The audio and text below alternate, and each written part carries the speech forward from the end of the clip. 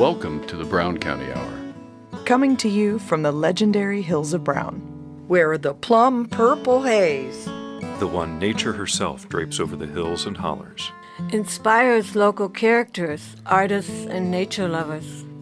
It's as though the hills themselves conspire to create a beauty and culture in the heart of Indiana. Sit for a spell and hear the music. tall tales, true stories, and current goings-on. Brought to you by folks who still know how to sit by a fire in winter And swim buck naked in summer.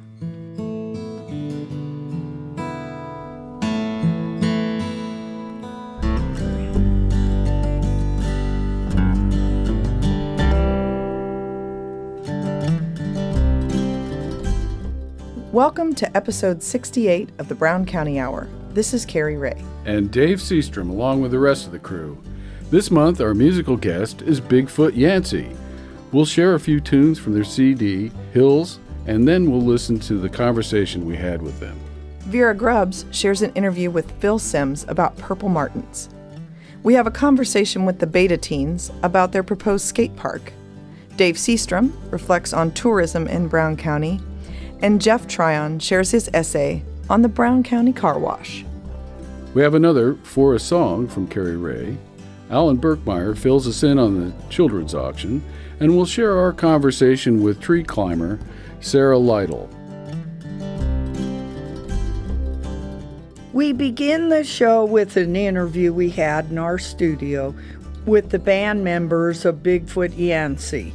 Vera Grubbs will share her interview with Phil Simms about Purple Martins, and we'll listen to Bigfoot Yancey tune Lonesome Kitchen Blues.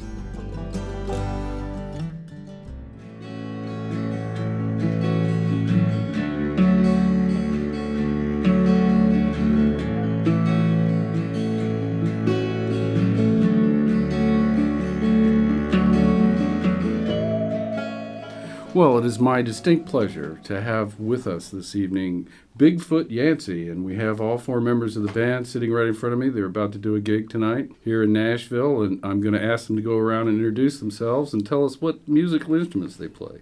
I'm Kevin Grove. I play the upright, stand-up, contra, bass, double. Forgot that one.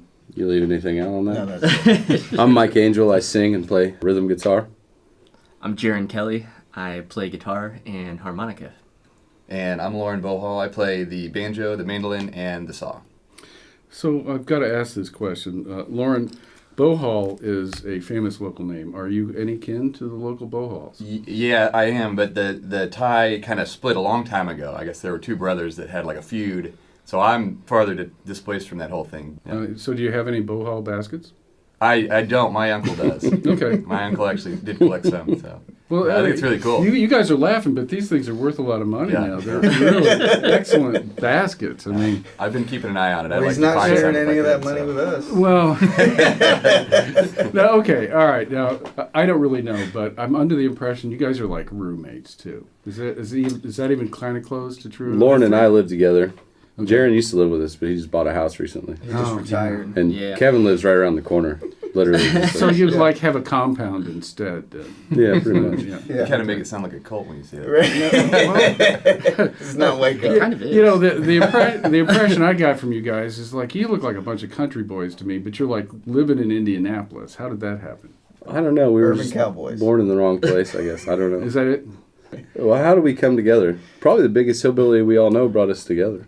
Jason Boyd. True. My brother-in-law now. Yeah, he introduced us all. Through your marriage or his? He married my sister. Ah. They were really good old friends, so it's awesome. But, I actually married them. I got ordained and married them last year. But that was great. Okay, so forgive me for asking, but how do you get ordained?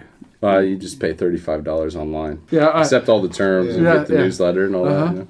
Well, I remember a similar kind of deal back in the day. The Universal Life Church that, as I recall, it really didn't exempt me from the draft. So, I was hopeful, but it didn't work out that way. So, Bigfoot Yancey, I mean, so is this like a Yeti reference? It's actually not. A lot of people think we're talking about the mythical creature, but I used to spend a lot of time on the road, and especially in South Texas, down I-35 corridor, almost to Laredo. I pretty much lived in Laredo in my van off and on for 2 years as an expediter with my dog. And I would pass this town just south of San Antonio a few times a week on my drive. This point on the interstate that has a road sign that says Bigfoot Yancey. I would see that every day, and I called these guys one day 3.5 years ago. I said, we're going to start a band soon, and it's going to be called Bigfoot Yancey. It happened. I specifically remember thinking no one's going to understand what that's supposed to be. And they still don't, really. Look, we all know. We are avid fans of Sasquatch. Yeah, for the record, we believe. We believe. Yeah. So you guys have you had an EP and now you've recorded a full CD. Mm-hmm. Yeah. Yep. And it's called Hills. It's called Hills. Yeah. Yeah. What's that about? Well, we used to spend a lot of time. Jaron and Lauren and I spent a lot of time together playing at bonfires down here. And my family's actually from Brown County as well. Okay. The Ford family. They're one of the older families here. But we've always had an affinity for the hills, the countryside. It's kind of chaotic up in the city, you know. So we come down here and have parties in the woods and play music together. And a lot of the songs we developed were originally around the campfire down here, Yellowwood Forest. So they got that kind of smoky flavor to them then. Oh, yes. Yeah. Nice. Well, let's talk about your musical influences. What kind of music did you guys listen to growing up, and how did that bring you to where you're at now?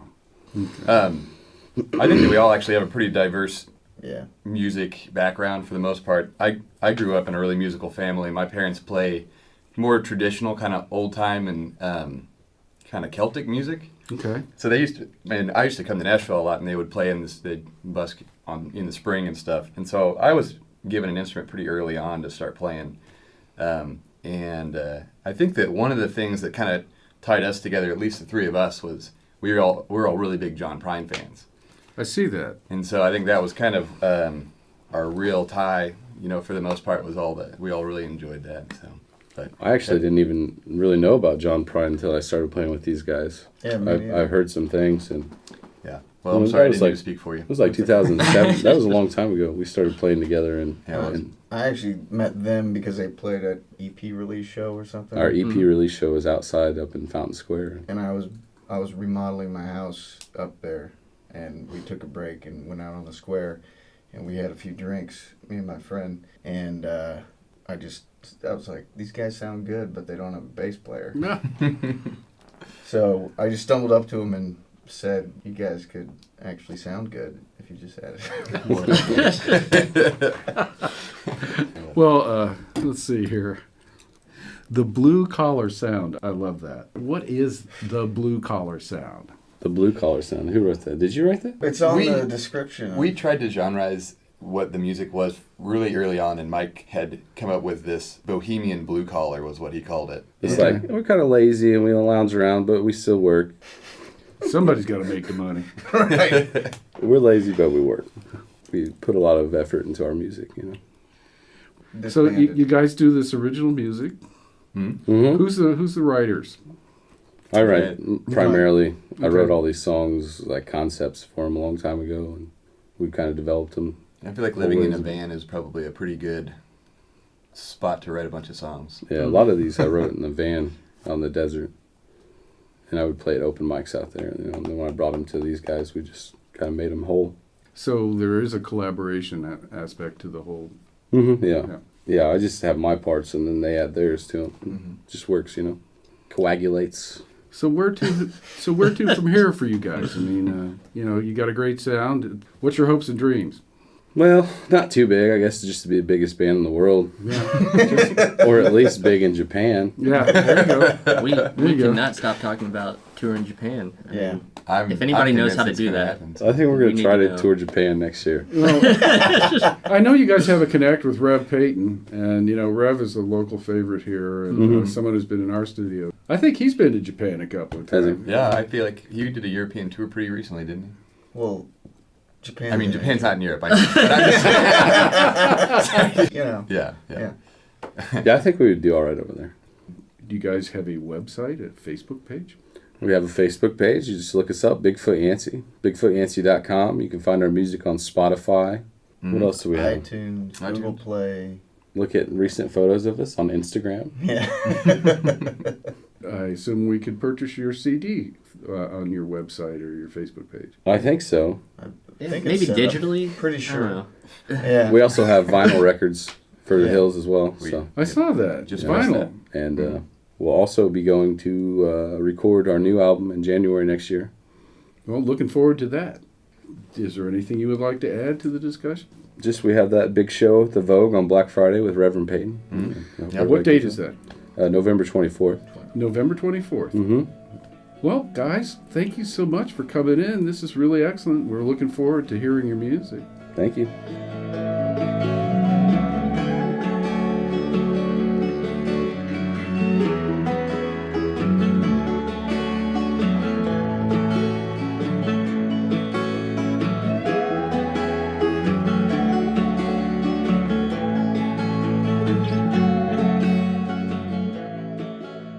This is Vera Grubbs with the Brown County Hour and WFHB. I have the privilege today to talk to Mr. Phil Sims, and he has a very special hobby. For many years, I've been driving on 46, and there's a section near Gnawbone where Mr. Sims lives, and he has a large colony of purple martins. I am so intrigued by this that I had to stop and chat with him about it. Would you tell us how you came to this passion of yours? It started, I guess, when I was a kid. My grandfather, on my dad's side, they had purple martins on the farm. My dad had some purple martins in Greenwood. He set out a box and he got martins in Greenwood. So I've been around the martins a long time. When we moved down here, my dad said, "Son, we ought to get some martins down here." And I did some checking, and then I had a computer, and that really helped because I got on the computer and went to purplemartin.org. Everything you want to know or need, they have it. I see. And so I started with them, and I've got these kind of like plastic, but it's a lot thicker, and they're gourds. Oh, you're talking about the actual houses? Yes, the houses. And how many do you have now? I have 48 gourds on 4 racks, and I have 45 pair. Oh, this year you have 45 pair? Yes, I was only three light of having a full house. Oh, wonderful. You must be thrilled. I love it. I start thinking about these birds as soon as they start leaving because it's almost time for them to start going back south. Yeah, they're congregating. Yeah, and teaching the young what to do. Yeah, and then they take the parents will take the young to different colonies. Really? And you can usually tell because I'll have new birds come in from other colonies here, and they kind of check out the gourds and do all that stuff, but the parents take them to different places because of the inbreeding. Oh, right. This is done instinctively by the birds. Yeah, the birds take them to other colonies and show, they just intermix with different colonies, and then when they go south, then when they come back, you might get 10% of your babies. And that'd be a lot. That's Oh, wow. To me, I don't think you really get that many of your babies back. Well, I know the purple martin is special. Would you tell us what makes them so special? First of all, they're a beautiful bird, and they glide, and they're gliding all the time. They have a great sound. To me, it's a song, and it's just a beautiful song. You usually don't have too many mosquitoes around your house if you have purple martin. Flying insects, yes, they eat them, and they eat a lot of them. I know they go after honeybees, too, if they're in the area. Not the purple martin. No? No, the purple martin, that's really? one. Yeah, they won't eat the honeybees. Well, my husband would be happy to hear that. Yeah, and the only reason I know that is because my grandfather raised honey. He had hives, a bunch of them. Anyway, they sold honey. He had his martins right there. He never had that problem. So what is your routine for handling the 40-odd birdhouses on the 4 different poles? At the end of the season, I lower all the gourds, and I take the gourds off, and I clean out the nest, and clean them up real good, and then I just put them in the garage. They set all winter, and then in the spring, I start back by putting red cedar chips and some pine needles in the bottom, just to have a little bit of a nest started, or a better floor than the plastic. Then I put them back out and hang them up in early March. Pretty soon, I'll look out there and I'll have a martin sitting out there, and then I know that it's it's going to start all over again, and that's the happy days. Yeah. When you see the first one in the spring, that They're really known helps. as a scout. Yes. I can remember a February, some time ago, and there were maybe February 28th or something, and I saw scouts that early. What times have you seen them? The earliest one, I've seen them in late February, but it was farther south. Now, in about the 2nd, 3rd, 4th March, then I'm starting to look. Mm-hmm. But about the middle of March is when most of my birds are here, by the middle of March, except for last year's babies. And then they come in late. They're called the 2nd year birds. Oh, I see. And they start coming in later. The older birds are here. Probably a good maybe 6 weeks before the young birds start coming. Now, our birds around this area go to Sao Paulo, Brazil, South America. It's hard to realize how far these birds fly. Mm-hmm. Yes. The birds are pretty important to me. They've been a part of my life for a long time, even when I was little. So this organization you belong to, what is the name again? Purple Martin Association. Get to it on purplemartin.org. If you ever have the birds, you would love it in the spring and in the summer because they're always chirping. And they have a beautiful song. It's pretty neat just to watch them. Acrobatic flyer. I think that's part of the intrigue with them too, is just the way they fly. Well, thank you, Mr. Sims. I've really enjoyed our little talk today. Well, I'm glad to talk to you about it.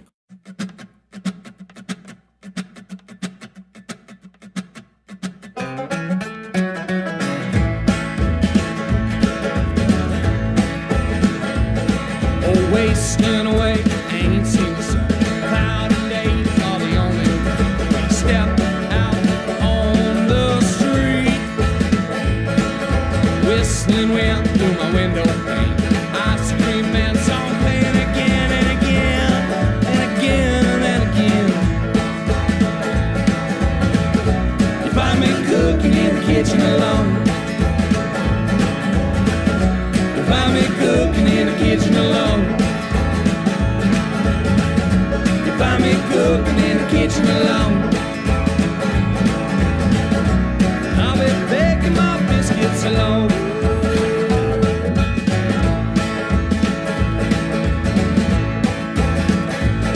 Old neighborhood bar, my best friend, right around the corner there and back again and again and again. Dishing out cat, drown my sorrow. Ain't gotta worry.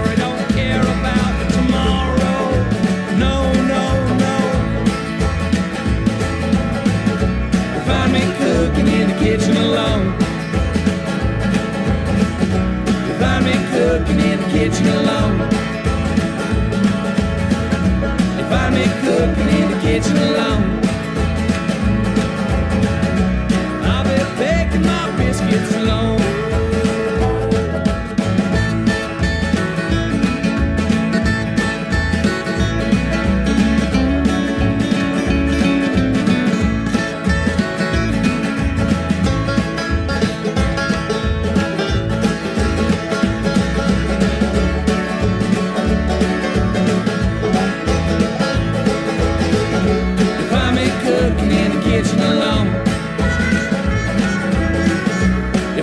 Cooking in the kitchen alone. Find me cooking in the kitchen alone. I'll be baking my biscuits alone.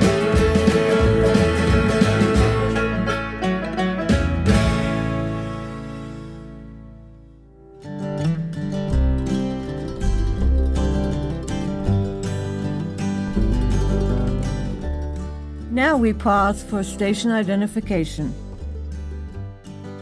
You are listening to the Brown County Hour on volunteer-powered community radio, WFHB, at 100.7 in Brown County, 91.3 and 98.1 in Bloomington, 106.3 at Ellettsville, and online at wfhb.org.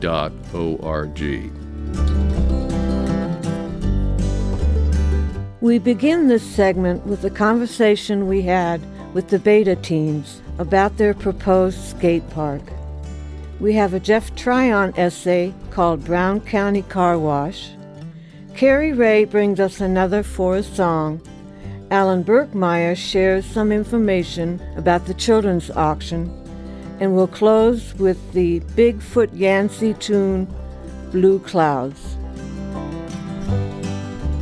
The third annual Abe Martin Bazaar will be held Saturday, November 11th at the Brown County History Center on East Gould, north of the courthouse, from 10 a.m. to 4 p.m. The bazaar will feature local Brown County arts and crafters offering a variety of items for sale. Well, we have a whole group of beta people in here, and I'm just going to let everybody introduce themselves, and we've got a couple of different topics that we're going to hit on: what beta does and what beta means and all of those things. And we're also going to talk about the skateboard park. Who would like to begin? Christy? I'm on the board of the Beta Teen Center, and BETA stands for Brown County Enrichment for Teens Association, which is kind of a stretch of an acronym. It is, but we have I wouldn't say a room full of teens, but we do have a good smattering of them. Yes, we do. So what does your group do? When do you meet? We provide after-school programming on Tuesdays, traditionally, since... What year did we start? 2011. 2011. So on Tuesday afternoons after school until 6:30, teenagers can come to the Beta Teen Center. They can play video games. Eating seems to be, right, one of the most popular activities that we offer. There's always plenty of food.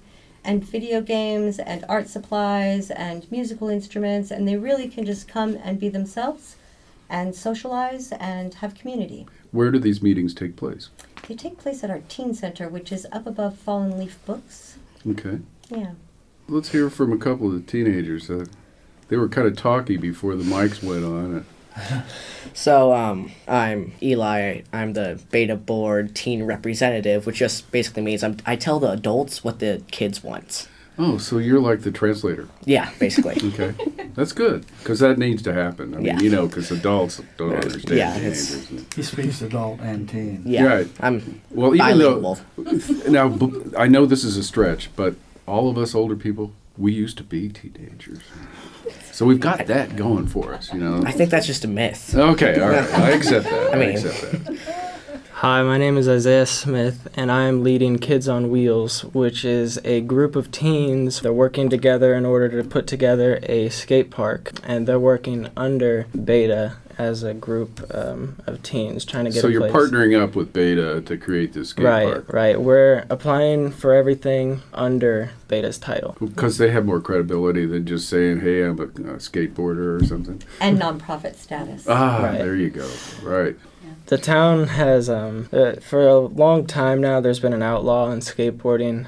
There's an exception of like one little street that they allow. Once the school put the ban on skateboarding, that was a big deal because I know a lot of people went to the school. That was one of the main places that they went to. You're talking about the parking lot. Right. Yeah, and it does seem unfair. I mean, this is, after all, your town. And where do you go? Well, they ban you from everywhere. Right. The shopkeepers run you out. It's. Yes.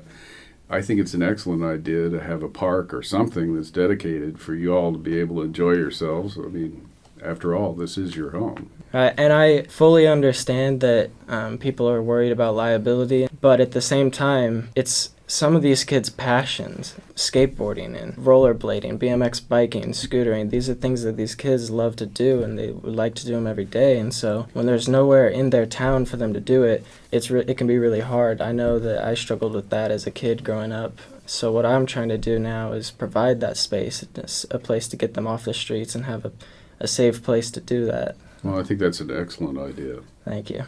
Even though it's been a while, I certainly remember that when I was a teenager, all I really wanted to do was hang out with my friends. Right. And if you have in a rural community. It is tough. I mean, if you live scattered out the way we are here in Brown County and you ride a school bus for an hour to get to town, I mean, it's such an excellent idea to have something in town for kids to do. And I completely agree that if you've got something that is constructive that they can put their energy to, it's going to prevent a lot of shenanigans and bad choices. And you also have the reinforcement of other kids saying, hey. That's right. You know. Policing each other, basically. Exactly. Yeah, don't be a jerk, right? Yeah. I mean, I needed that all the time. And we're looking at doing a larger plan, a larger scope, where we will have other elements so that a lot of teenagers want to participate here. The reason we've chosen the skate park as the first element is because of all the frustration we hear from the kids. There's a large group of them that are just really frustrated with the fact that they can't practice a sport that they love. And school sports aren't for every child. Right. Well, and it's not like you're going to go home and practice your skate techniques on a gravel road. Right.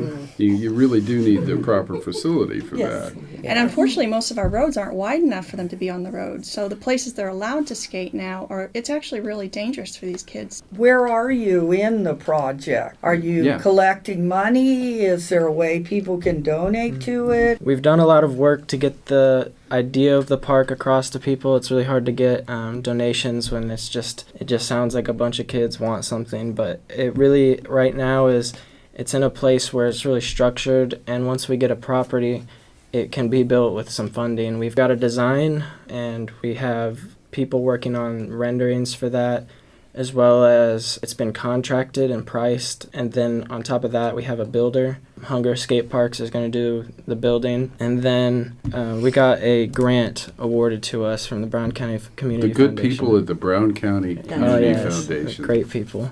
They've awarded us a $10,000 matching grant, which we have been working on getting donations for. So that means that we can only collect the $10,000 if we raise an additional $10,000 from the community. It will meet us. So where do we go if we want to give you money? How do we do that? You can send it to the Brown County Community Foundation with Kids on Wheels in the memo of your check. Okay. We have a Facebook page. Kids on Wheels Nashville, Indiana. Nashville, all right. And Beta Teen Center. Beta Teen Center. Excellent. You know, thank you so much for coming in. I really hope you pull this off. I think it's an excellent idea. Thank you. This is My Brown County with Jeff Tryon. The more I thought about what really makes Brown County, the more I began to realize how we each have our own particular Brown County. In a way, Brown County is what we each bring to it, what we find there for our own, what we each make of it. No one else sees it probably in the same exact way that I do. That's what makes it my Brown County. I see where they're building a new car wash in town, and it reminded me of some episodes from my youth that make me think of the real Brown County.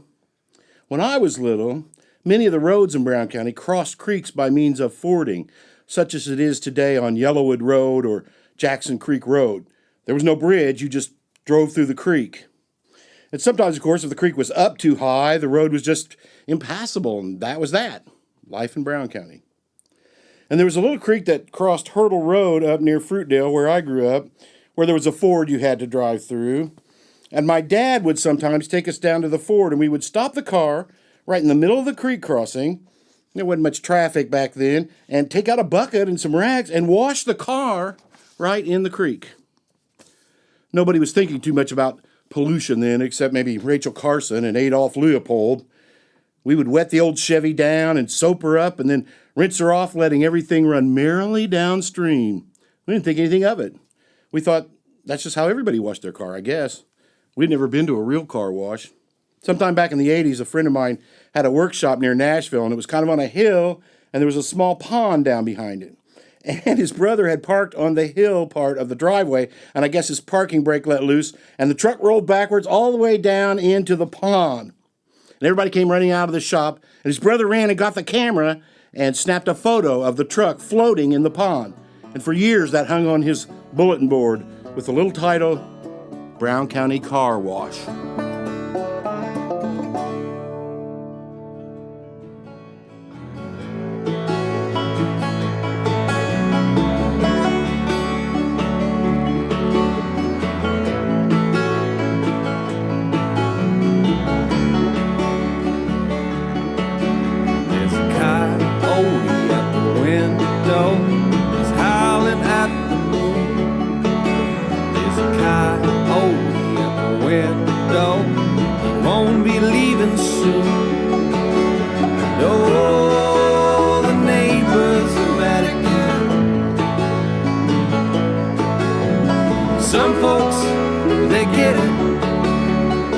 Some folks just pretend. Old coyote singing in the wind.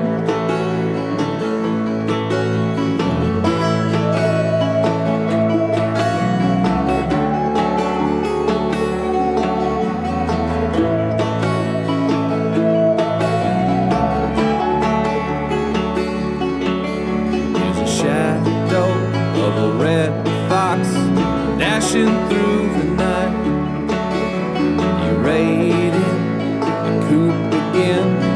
He won't eat tonight. There's all the pitchforks and torches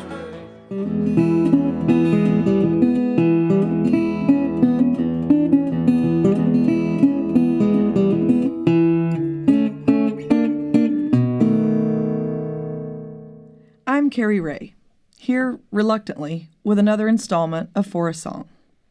What? Reluctantly? That's right. Truth be told, I'm not really in the mood to think about the creative process, to come up with something clever to write about, to do much of anything, actually. I've been making the sort of big life decisions that lead to big life changes, and it's been a little rough of late, a little transition-y. It's taking a lot of energy right now to manage. Energy to figure things out, to find ways to collaborate in less than collaborative scenarios, to get things done, to keep moving ahead. And did I mention that I feel like I might be coming down with something? I've been on a sort of emergency immune booster bender, downing shots every few hours. First raspberry, then orange, so as not to become bored. I wonder if you could put vodka in the orange and make an immune-boosting screwdriver. Remind me to try that. I mean, it's not just that I don't want to get sick, because a few days under a quilt on the couch actually sounds nice. But I have 2 shows on the road this weekend and really just don't have the time. So yeah, I'm a little worn down, a little emotional, a little raw. And today, the past couple of months actually, writing and recording For a Song is honestly one of the last things I feel like I have the bandwidth to do. So, now you know. The truth in its raw state. Not particularly pretty, not exactly comfortable or comforting, but, for my purpose, decidedly and necessarily revealing. While this is my truth today, I didn't share it because I have no good private outlets to vent. No places or people where I feel safe enough to let it all hang out. No, I did it to demonstrate what I believe to be part of the calling of creative souls of all sorts. To live as wide open as they can. To show the joy, the fear, the pain. To drop the pretense and say what they would say if they weren't worried about what people would think of what they had to say. To be clear, I'm not referring to things you might think of or have to say about other people. Not about your opinions. I'm talking about speaking for and from yourself, about your human experience. And trusting that maybe, just maybe, living like that will inspire even one other soul to do the same. I'm Cari Ray, encouraging you to let your freak flag fly, and hoping you'll join me next time on For a Song.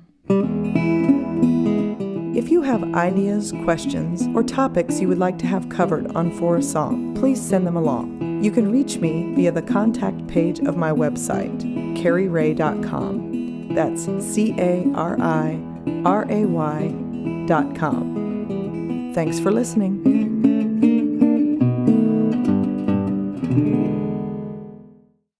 Well, this is the 40th annual Brown County Children's Auction. It's been going on for years and years. Once again, it's always held on the first Friday of December at 6 p.m. at the Out of the Ordinary. And every year we take all the money we raise, and 100% of it goes to buy kids' clothes here in Brown County, so that every kid can go and get a new set of clothes for school coming back from winter break. So that's always been the idea, and we're just continuing that. You know, we've had a lot of success. We sat down and did the math the other day, and over the last 40 years, we've raised like $600,000. We generally raise around $15,000, and it's all donations. People come in, and we have the live auction, and it's a lot of fun, and it's great. Goes for a great cause, and all the money stays here in the county. You can find us on Facebook Brown County Children's Auction. I think it's 40th annual Brown County Children's Auction this year. So you can find us there. From there, you can get to our website, which we're going to start updating here pretty soon with the list of auction items. Our Facebook page also has, whenever someone donates something, that gets thrown up onto the page as well. And you can take anything to PNC Bank or Out of the Ordinary, or drop us a line on Facebook and we'll come out and get it. So, I mean, it's very easy to donate. We're always looking for donations, cool stuff. We get everything from art to, right now we have FFA just donated a huge weekend overnight stay for 25 people at their cabin up north. And then we just got Otter Creek Golf Course, gave us $350 value package of golf. We get, artists in the community every year we get original art. It's all across the board, and it's all really neat. Every year, we are always going to get something new and cool and Brown County local, and it's always a lot of fun. Donations start rolling in usually early November. Bring them on down. We're looking for as much stuff as possible. The 40th annual Brown County Children's Auction, December 1st, 6 p.m. at Out of the Ordinary.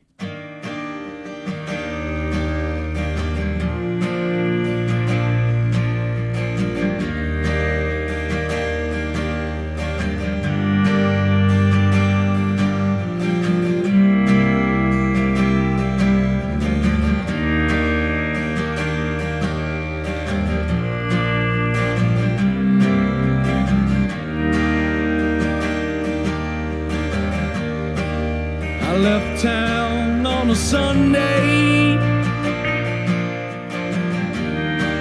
sometime in the afternoon. Westbound Nebraska, with only thoughts of you. Sometimes it feels so empty, and I don't know where to go.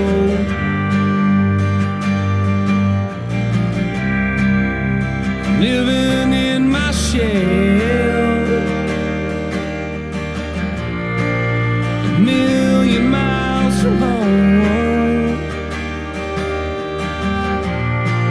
a million miles from home. Them blue, blue clouds over Dakota,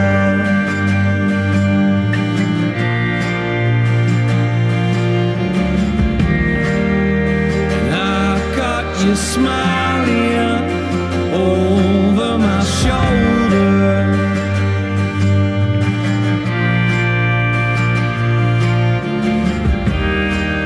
But it takes more than that to build a happy home.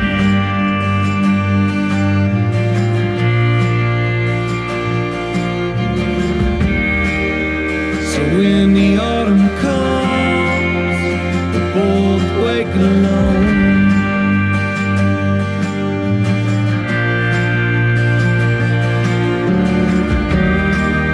And blue, blue clouds over Dakota,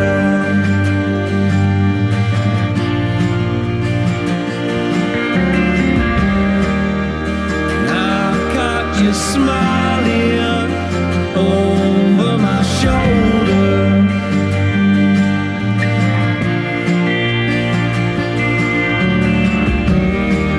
But it takes more than that to build a happy home.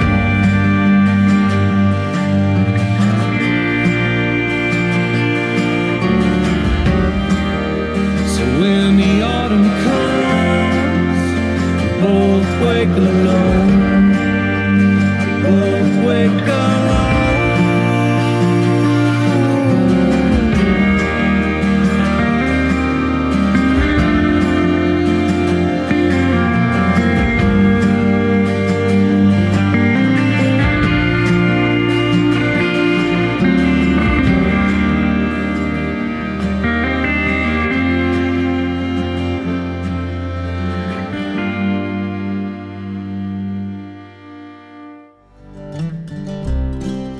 Now we pause for station identification.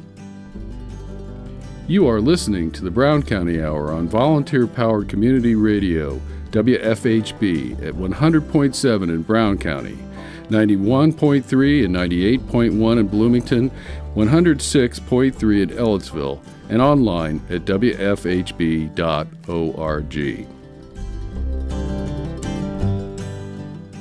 In our final segment, we begin with Sarah Lyttle. She's a tree climber, and she'll tell us all about it. Dave Seastrom shares his perspective about tourism in Brown County. And we'll close with the Bigfoot Yancey tune, Brown County.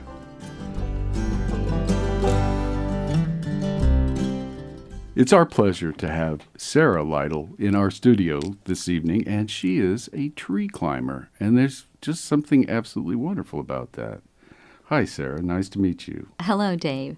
It's nice to meet you. So tell us about this. I mean, is this a profession? Is this a vocation? Is this a recreational activity? Or A yes to all of the above. Okay. It started out recreational, and in 2007, I became a basic tree climber. And 2011, a facilitator. Bought some equipment, high-risk insurance, felt like I had enough time on rope, enough hours that I could start taking other people up with me. So there's a school that you go to? There are different places for training. I went to Blue Ridge tree climbing in the Blue Ridge Mountains of Virginia with Bob Ray for my basics course. The facilitation course was with Earth Joy in California, Kentucky. It's really a place. It's across the river from Cincinnati. And you can go out west. There are places in Colorado, Georgia. Just Google, recreational tree climbing, and you'll learn more. There are organizations that are global, Tree Climbing International, and Global Organization of Tree Climbing, and rec climbers, professional arborists that do it, as a sport. Some of the businesses actually train scientists and botanists to go into tall trees in the rainforest and out west to gather specimens. Somebody has to study get the canopy. Correct. The canopy and the life that's in there. Well, okay, so the method that you use, you've already mentioned that you use equipment. Mm-hmm. So you fire an arrow up into the tree, a rope trails along behind. That's something really like close. Yeah, some people use an arrow. I use a thing called a sling. It's a slingshot, a telescopic slingshot. And there is a weighted bag, a throw bag. Tie some cord onto it and load it. Get down on one knee, pull the thing back with one hand, and kapow, let go, and it flies hopefully over the limb you're shooting for and not over too many others. And in this aspect, when you're feeding the line through different limbs and trees, it's a little like fishing. If you've ever cast a line, through some trees or over a log, and you're trying to bring it back without it hooking and catching. So there's a bit of skill and art to that. But once you have landed the limb that you're wanting to climb, the throw bag will the weighted bag brings it to the ground. Then you tie your rope on and just hand over hand pull the rope over the limb. Now, a lot of climbers use gear. You can buy mechanical ascenders and descenders. I don't like to use them yet because I have the physical capability, to work old school, just using knots. Also, the more clanging and banging of equipment in the woods, the more disruption there is. And my reason for being in the trees is the peace and the quiet and communing with, the nature. I don't want to disrupt too much of what I'm doing out there and the environment that I'm working with. So essentially, you're clean climbing. You're not using tree spikes or anything like that. Oh, absolutely not. Okay. It's safety of the person first, safety of the tree second. Okay. So there are no spikes, no grappling hooks. It's a living organism you're climbing. It's been on the planet a long time. It deserves some respect and reverence. We also ask permission. That's the very first thing of climbing. You pick out the tree you want to climb, you check the safety and health of it, and then you ask. Sometimes it won't let you in. Right. Even an experienced climber, you can shoot, you can throw, you can shoot, you can throw, you get tangled. It isn't going to happen. So you pick a different tree, or you decide to take a walk instead. I'm interested in finding out how you came personally to this activity. I always loved climbing as a kid, and that's a whole different story, but I actually was climbing trees as I was learning to walk. My mom used to put us underneath a sumac, a staghorn sumac. There's a big blanket at a friend's house, and the story goes Donnie and I were, play with our toys and stuff, and while the women were snapping beans, and they could see us from the kitchen window, and looked out one day, and where are the kids? They're gone. And ran outside, and we were in the tree. We had literally stood up and just, grabbed branches, and so we were climbing as we were learning to walk. And when I became 6 for my birthday, I asked for my own sumac tree, and I didn't get it, and I cried. And I was teased because girls are supposed to want baby dolls. And so when I was 7, they brought me a sumac tree. So my love and relationship of trees goes way back. And they've been my best teachers. So growing up as a child in southern Indiana, in the Ohio River Valley, I was raised in Lawrenceburg, with Tanner's Creek behind our house and a wooded area for our playground. I would climb trees when I was happy and it's a beautiful day, but I was especially climb trees when I was really upset and angry. I'd run down the woods and I would just jump and grab what limb I could and start climbing. And the higher you climb, I felt like, the closer I was to heaven. It's like my prayers could be heard way up there in the treetop. That takes me to your question, and that is when I went through a divorce after 20-some years of marriage, and I thought, there isn't a tree big enough to help with this problem. And I wasn't climbing then. You become a mother and you change. I'm in a tree thinking if I fall and I break my arm, who's going to change the diapers and fix dinner? So your activity levels shift. But after I'd gone through a divorce, I was in a training program in Virginia, learning to be certified in yoga for the special child. And I was flying back in the airplane, opened a U.S. Airway magazine, and there's a picture of my friend and trainer, Bob Ray. And he's wearing a helmet. He's got a big cheesy grin. He's got ropes and carabiners, and he's talking about the magic in the treetops. And I said, I know that magic.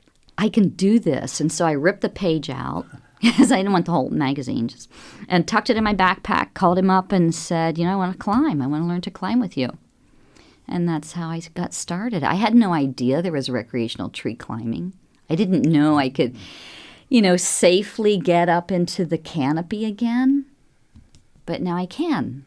Well, you were a rank amateur as a toddler, and now you're a trained person who knows how to do it. That's right. So we've all, I'm sure most of you in this radio station have climbed trees. Oh, absolutely. As kids. The apple tree at Grandma's. Oh, yeah. And hand over hand, just the strength of that and being able to just getting, 15, 20 feet off the ground is amazing. A different perspective. Well, Sarah, thank you so much for coming in and sharing this unique story. It's actually inspirational. You've got me even thinking about climbing trees again, and it's been a while. Well, that's very cool. So I can take, kids from 7. My insurance starts at age 7 and up, and that's the sky's the limit there. I do have a Facebook page. You can check me under my name, Sarah Lyttle, spelled with an H on the end of Sarah, and Lyttle. My company is called Limb Links, as in linking limbs together. Okay. Our limbs and tree limbs. Thank you so much for sharing your story. Yeah, thanks for thank coming you. in. As I write this, we are in the peak of the fall colors. This year hasn't been as colorful as some in the past, and this has to do with the prolonged drought we had during the late summer and early fall. Even so, it's absolutely beautiful right now. The temperatures are cooling off, and there's no question that fall has arrived. This is also the peak of tourist season in Brown County. The roads in Nashville are beyond crazy, and driving from one side of our little town to the other is sheer madness. People are everywhere, and there's no place to park. On the weekends, traffic is backed up for miles. When there's also a home game at IU, it's bumper to bumper, moving at 20 miles an hour all the way from Bloomington to Columbus. In response to these conditions, those of us who live here have developed several survival strategies to overcome the onslaught from the leaf lookers. Don't go out to eat in Nashville. Our local restaurants have plenty of business right now. They will need our patronage after all of these folks go home, so that's when it's safe to grab a bite to eat in town. Besides, who in Brown County is used to waiting in line? I mean, isn't that one of the perks of living here? Remember that something weird happens to people when they become a tourist. Amongst other things, defying all common sense, they'll unexpectedly step out in traffic right in front of you. This is curious because we assume that folks who come to visit us are from big cities, and we all know that if you're in a city and step out in front of a moving car, you're going to get flattened. There are a few theories as to why this is. It's been suggested that looking up at the leaves means that you're not paying attention to where you're going. Stumbling down the street with your nose in the air isn't a good path to survival. Maybe we should have crosswalk markers in the trees during the month of October. It might save some lives. Then there's the sense of entitlement that some tourists project. In other words, they're here to have a good time and spend some money, so us natives best not get in their way. I've actually had tourists sneer at me when I've come to a screeching halt to avoid hitting them with my truck. The look on their faces said, "How dare you?" Well, how dare you? We live here. How about a little courtesy? Another thought that's occurred to me is the possibility that they're smoking the colorful leaves or sprinkling them all over their foot-long hot dogs. I've never done this myself, of course, but I imagine there's a fair amount of impairment that comes with this practice. Honestly, there are times when the entire tourist population seems to have been smoking something. They're wandering from place to place, standing in long lines, and constantly eating. I mean, what else would you think? Put off any official business that requires you to go to Nashville until after tourist season. We all have to pay our property taxes in November, but you can send them through the mail. Likewise, if your driver's license expires in October, it's probably best if you use the Postal Service, just to avoid the insanity. Don't go to Brown County State Park. Sure, it's beautiful right now, but honestly, how much fun can you have standing elbow to elbow with thousands of gawking out-of-towners? We know there are plenty of great views that the tourists never see, and those are the ones we should be looking at. Let them have the park for now. It'll still be there when they go home. Know the back roads. It's interesting to me that the thousands and thousands of tourists who come to visit never leave the main roads. Perhaps they've heard the stories about deviant hill people sitting on their porches playing banjo, just waiting for some hapless visitor to get lost so they can have their way with them. The ability to get around on the back roads is invaluable, and I think we should promote this idea. If you do have to go to town, there are a couple of things you could do to keep them at bay. Wear camo, talk real loud using your best Brown County accent, and as a last resort, chew tobacco and spit it at anyone who gets out of line. If all else fails, blacken a couple of your teeth and carry a live chicken through town, and be sure to avoid bathing for a few days. And finally, remember to be nice to the tourists. This may sound counterintuitive, but this is where the bread and butter that financially supports our community comes from, and it's bad form to bite the hand that feeds you. Tourist season doesn't last forever, and we're all glad for that. And before you know it, they'll all go back home, and we'll have our county to ourselves.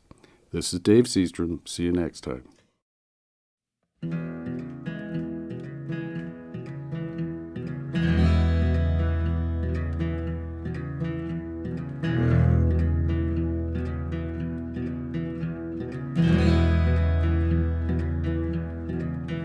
I went walking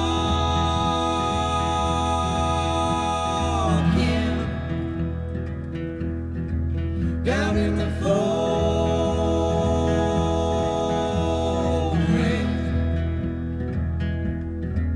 out in the foothills,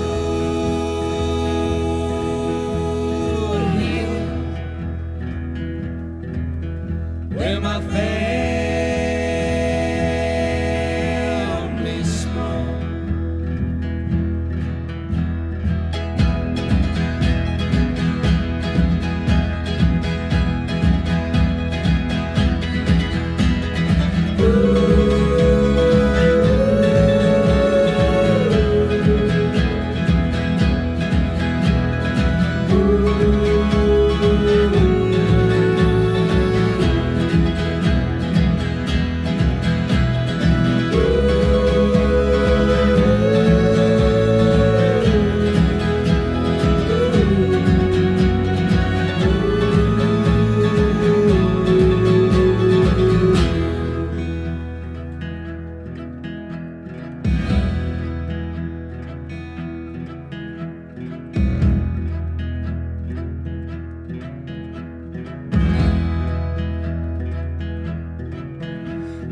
bright lights on the horizon.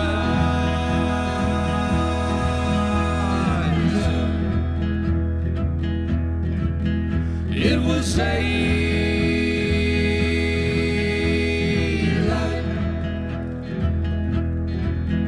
when the night shut down.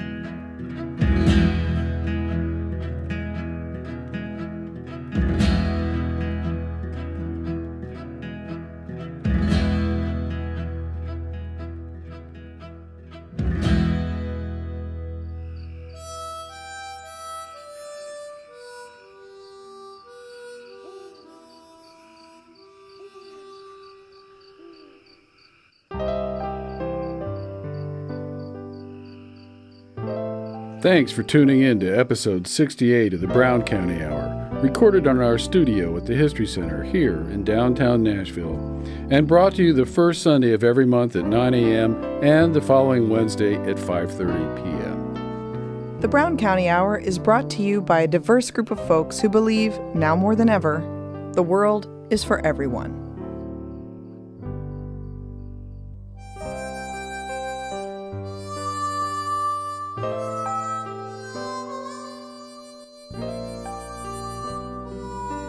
This show was produced by Chuck Wills, Pam Rader, Rick Fettig, Vera Grubbs, Cari Ray, and Dave Seastrom.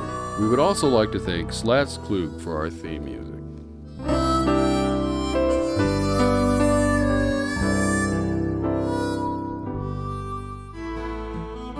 You have been listening to the Brown County Hour, coming to you from deep in the woods of Brown County, Indiana.